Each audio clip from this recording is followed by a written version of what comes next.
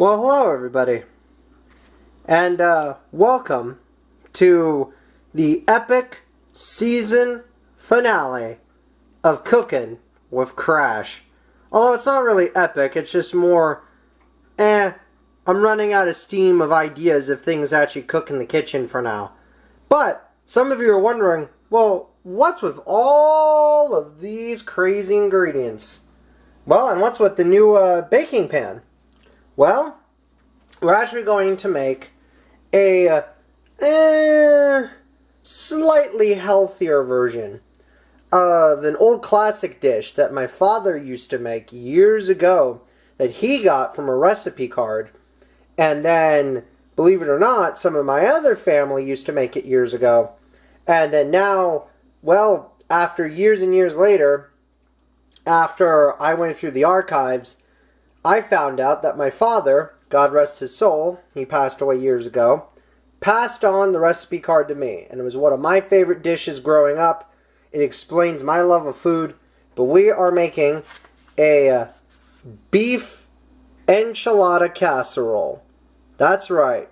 Now, funny thing about this is that, for one, the recipe card actually typically calls for corn tortillas, but because we're trying to make a slightly healthier version, we're using my low-carb flour tortillas.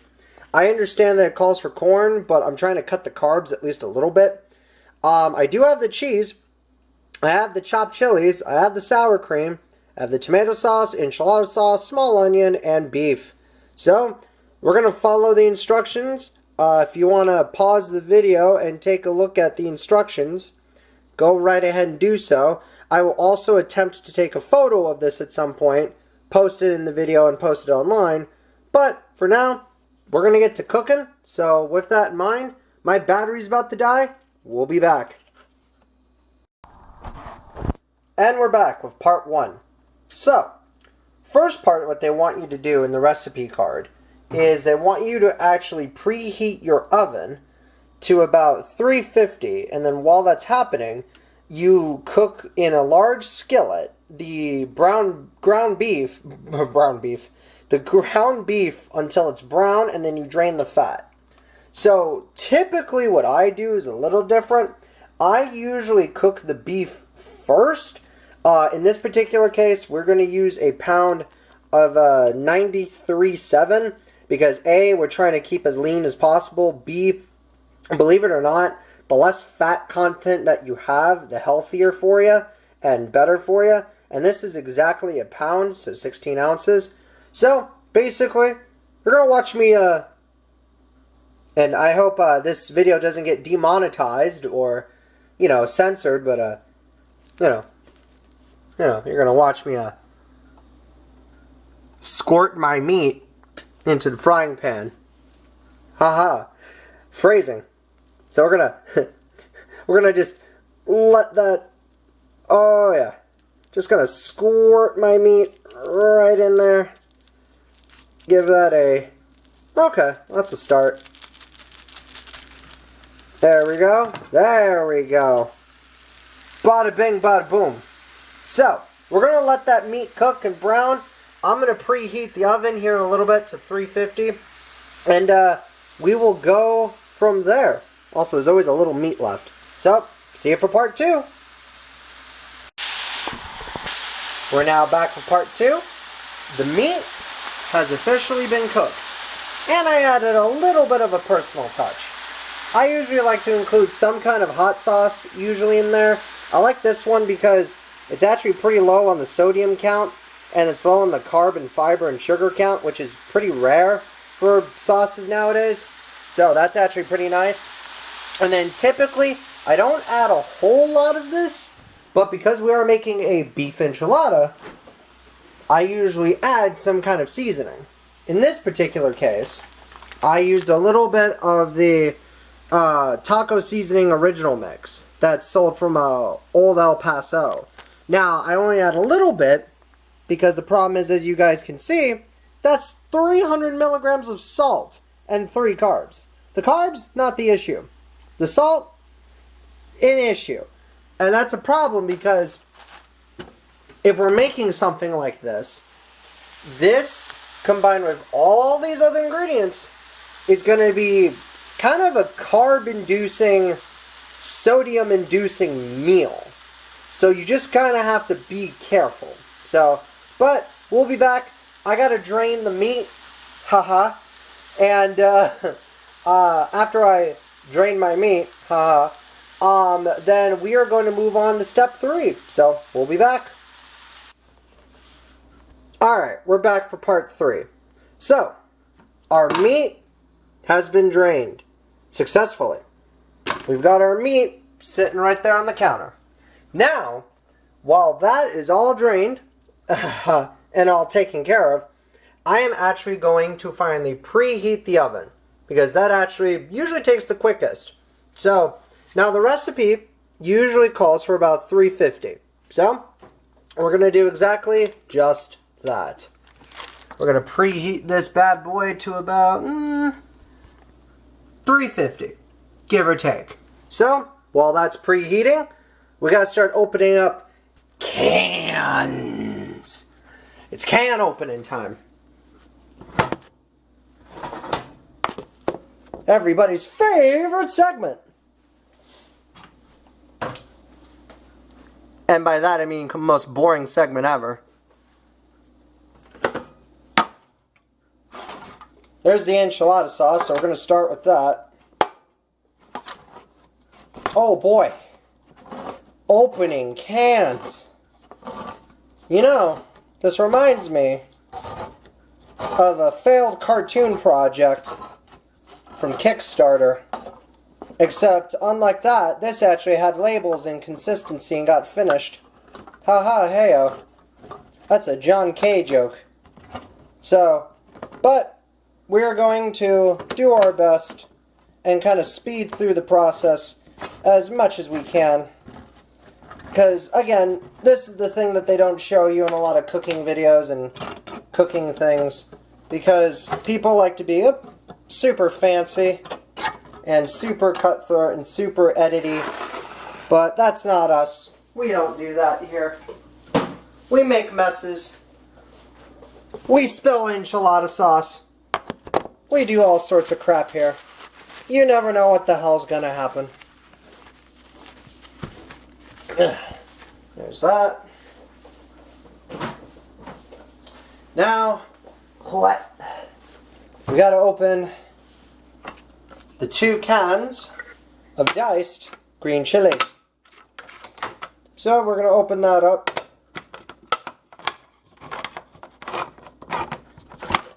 Oh yeah.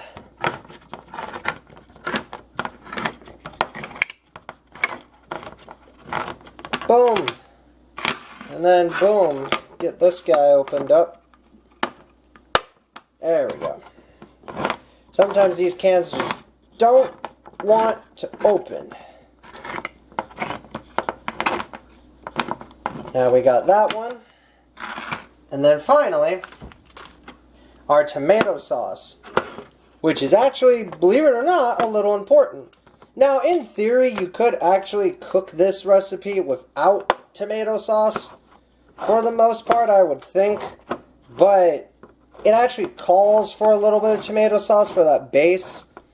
So it's just best to have it on you, just to be safe. And luckily, I happen to have a can of it on me. Boom. Can opened. So as you can see, most of the cans are opened. This one's just kind of optional in case we want to get fancy with it. Which, by the way, thank you, Winco. And this is more or less just if we need an extra thing of green chilies. So, but there's still more to come. Stick around.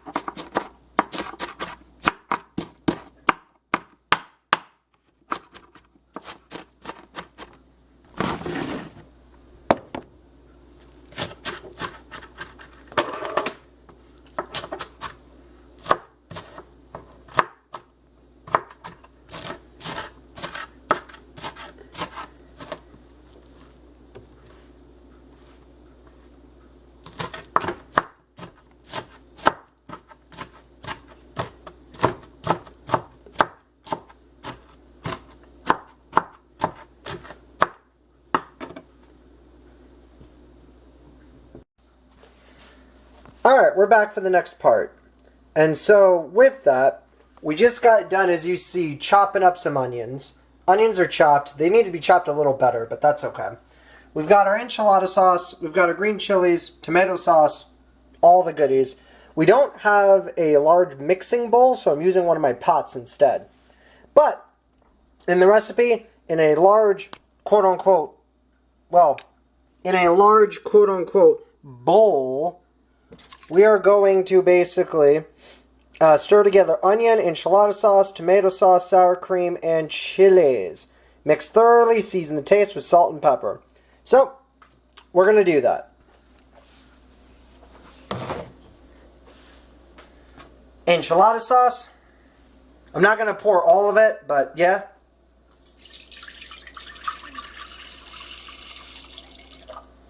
There we go. Green chilies. So there's your Winco green chilies. Kaboom. Another can of green chilies. So waboom.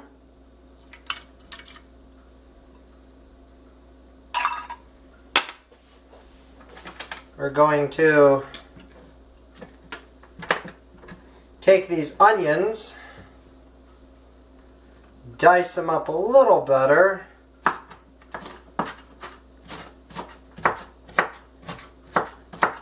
because we want them finely chopped as nicely as possible.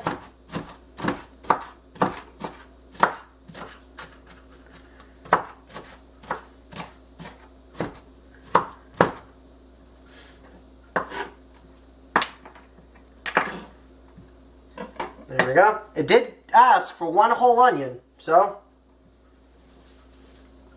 a bunch of onion and a little more onion.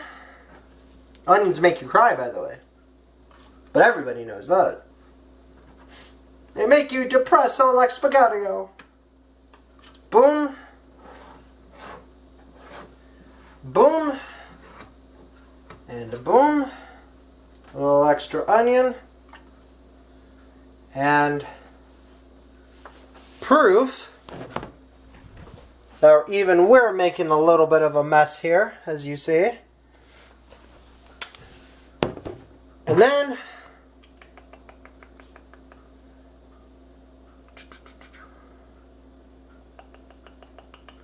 let's see. Enchilada, small onion, yep. Oh, and how can I forget? Almost forgot one thing. We need exactly a cup of sour cream. So, luckily, I have one prepared in the fridge.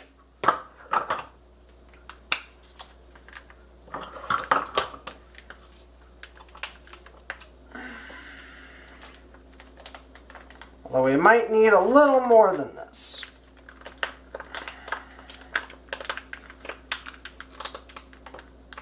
I think we'll need more.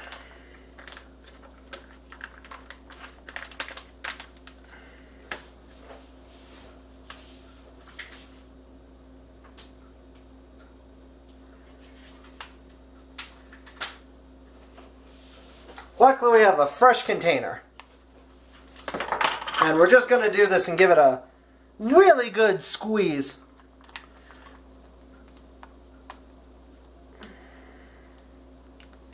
There we go. That's about a cup. Kind of make sure that that's about a cup. Maybe squeeze in a little more.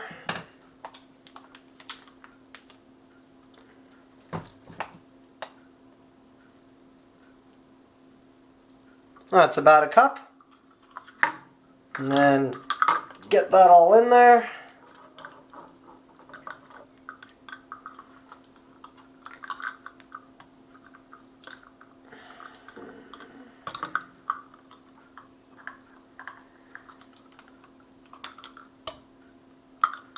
Making a little bit of a mess, But that's half the fun in the kitchen. Proof that we're making a mess. And then we're going to mix it together, and then we'll be back for more parts. And now, we're on to the final part for the most part. The assembly.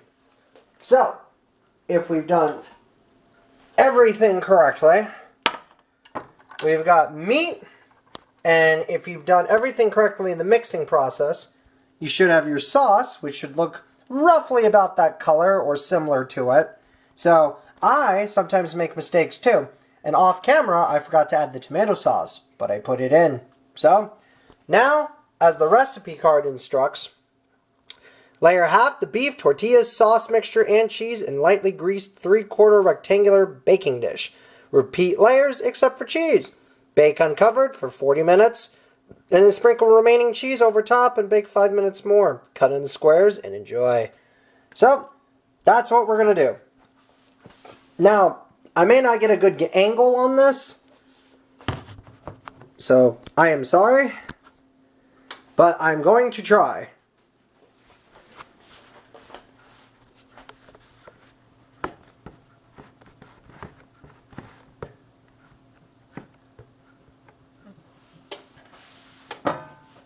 Pan, meat, sauce, tortillas. With that in mind,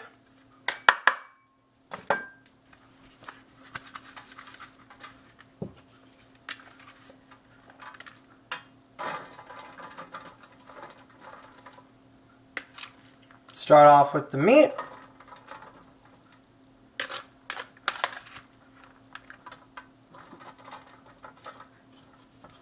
Spread that around.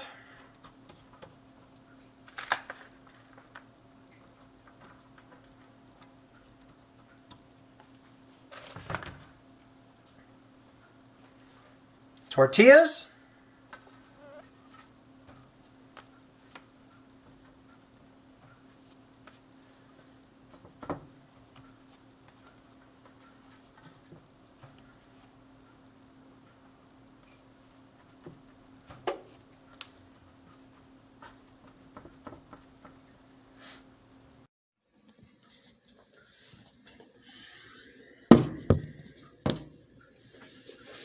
My camera died.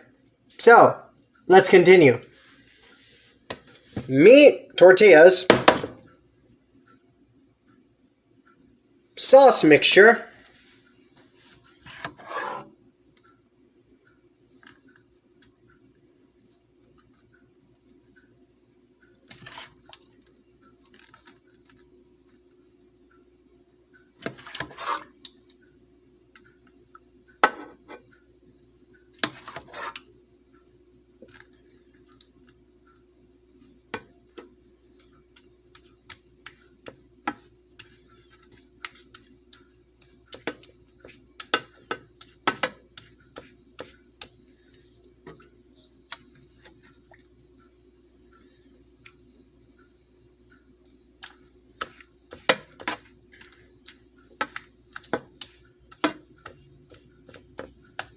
and then you repeat the process.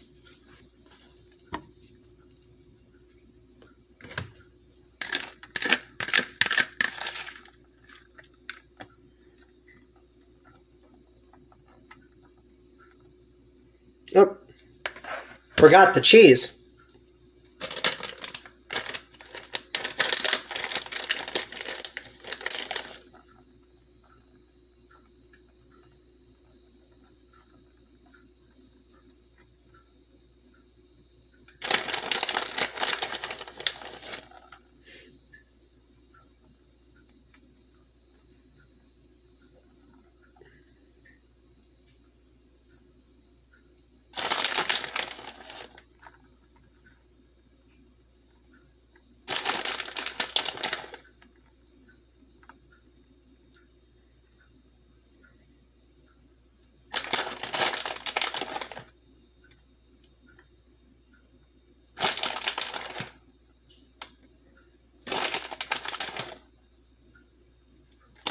Alright, Now we continue.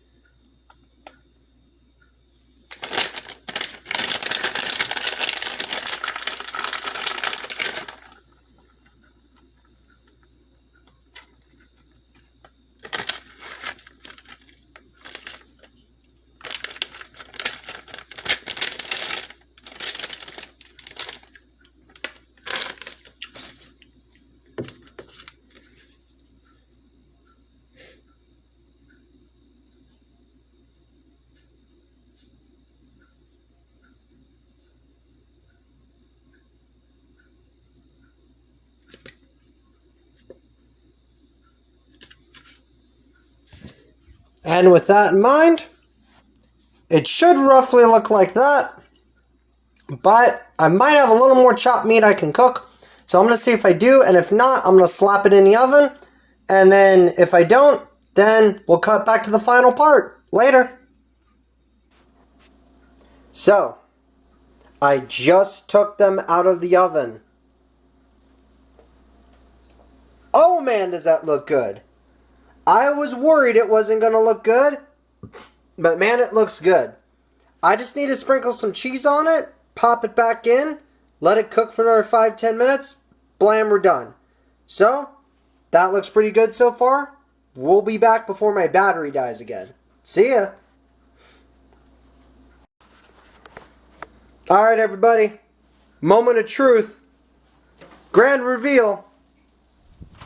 Oh, oh, oh, oh, oh, oh, yo, yo, yo, that looks good. Alright, my camera's dying with the battery, but man, that looks good. I'm going to cut up a slice here in a little bit, probably like one of these little squares, and when we come back, taste test. See you in a bit. Hopefully. Well, here we are. The moment of truth. Beef enchilada. The beef casserole enchilada. The big kahuna. The big finale. Just gonna cut up a little corner.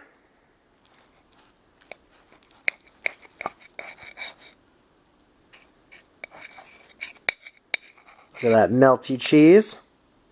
You can tell that cheese definitely melted. We're gonna take a corner bite. See if we can scoop that up on my fork. Well, here we are. The big finale. The beefy enchilada casserole with black beans. And man, does it look good. It's golden, it's crispy, it's cheesy, it's meaty, it's beany, it's cheesy, it's saucy. And I cut off a little corner bite. So, with that in mind, I'm going to grab that corner bite as soon as it lets me. There we go. We're going to take a quick look at that. My God, it looks amazing. And with that in mind, hello. With that in mind, let's take a bite and see how it is. After I turn off the light that's blinding in my face. So, here we go. Beef enchilada casserole.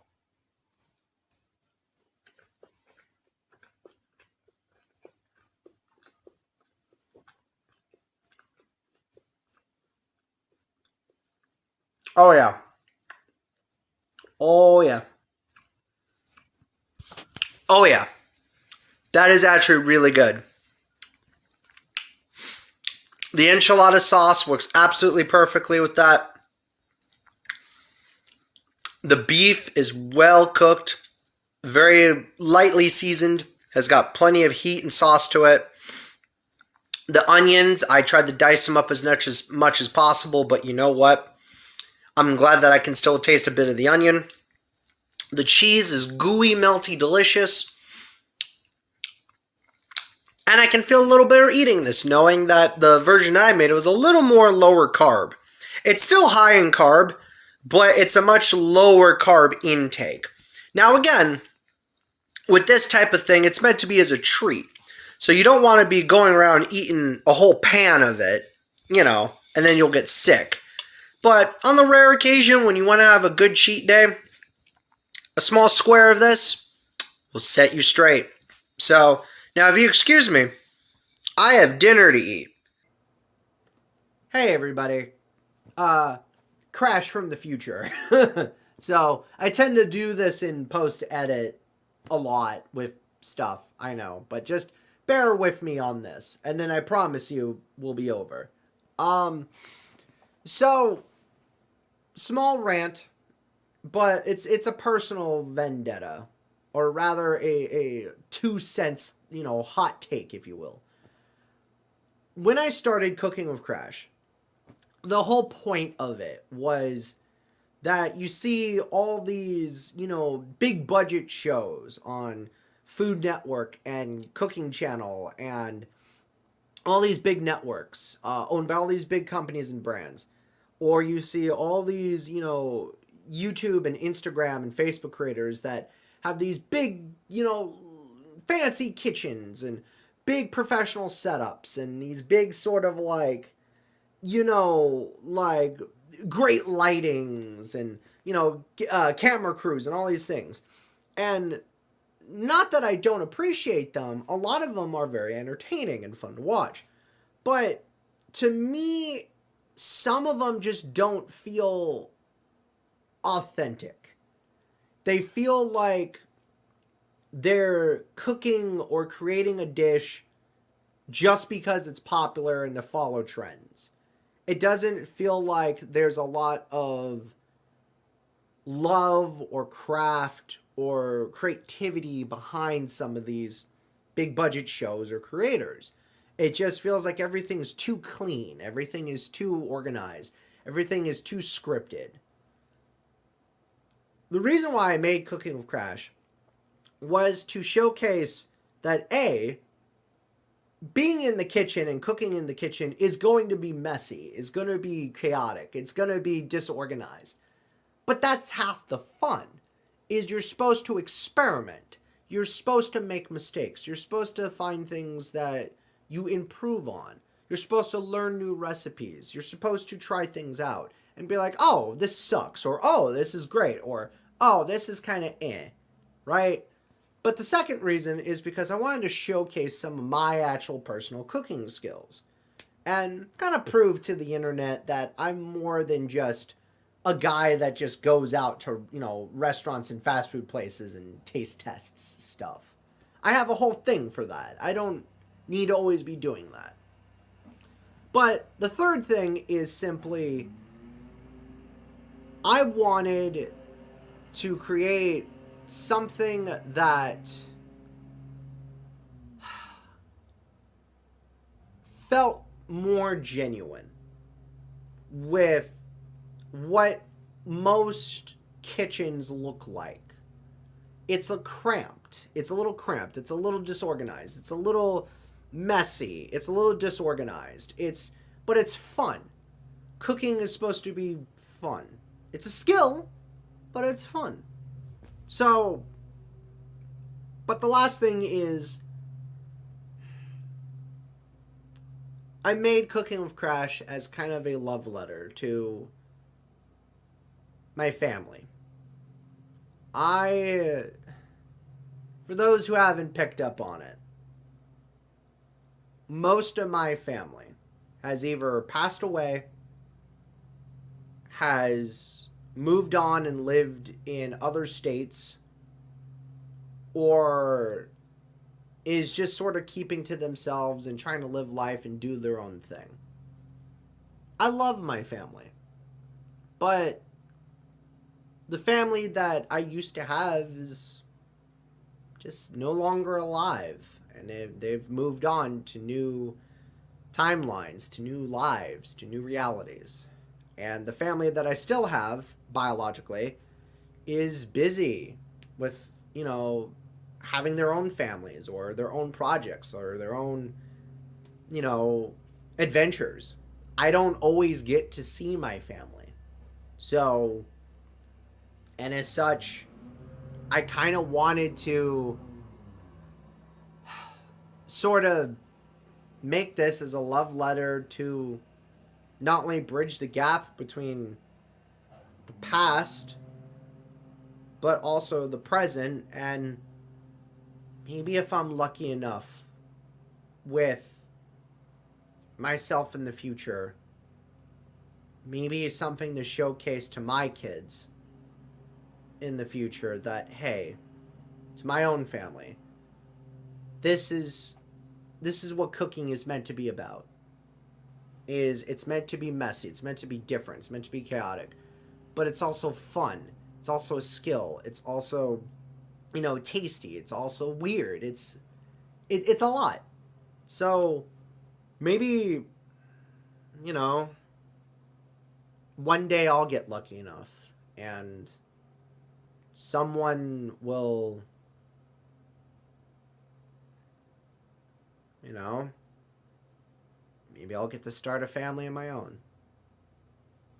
So this is kind of a love letter to my dad, my mom, my grandparents, my uncles, my aunts, everybody in the past, present, and maybe to you in the future, showing this to our kids, if we ever get lucky to have some, or to start a family. But regardless, thank you so much for watching Season 1. Season 1 is done. We do have a Season 2 planned. I can't say too much about Season 2 because I don't want to ruin all the fun. But Season 2 will have actually one or two people doing guest cameos and showing off their own recipes.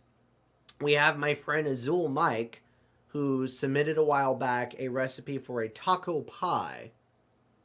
We're going to try and cook that, bring him onto the show, and make that. As well as a few other recipes. And I want Cooking with Crash to be sort of a communal experience, a communal show.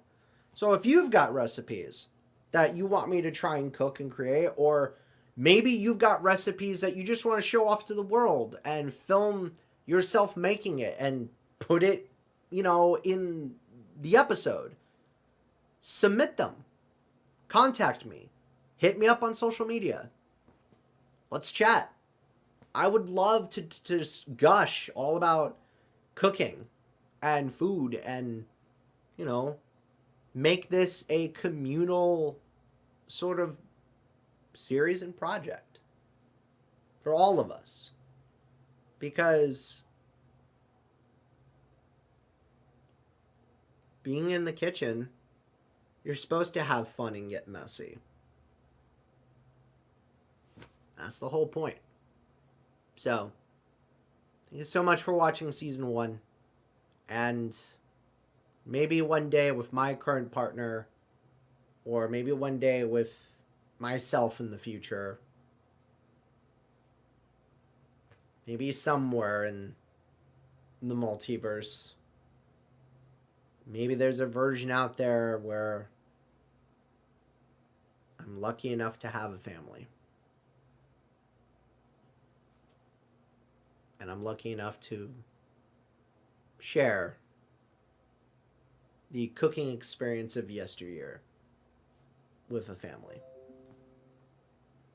That about does it. Thanks for watching. Season 2 is in production.